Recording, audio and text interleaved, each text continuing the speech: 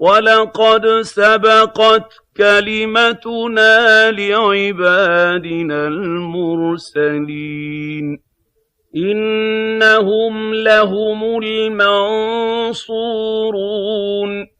وَإِنَّ جُندَنَا لَهُمُ الْغَالِبُونَ فَتَوَلَّ عَنْهُمْ حَتَّىٰ حِينٍ وَأَبْصِرْهُمْ فَسَوْفَ يُبْصِرُونَ أَفَبِعَذَابِنَا يَسْتَعْجِلُونَ فَإِذَا نَزَلَ بِسَاحَتِهِمْ فَسَاءَ صَبَاحُ الْمُنذَرِينَ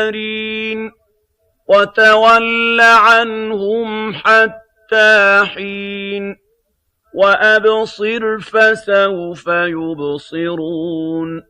سُبْحَانَ رَبِّكَ رَبِّ الْعِزَّةِ عَمَّا يَصِفُونَ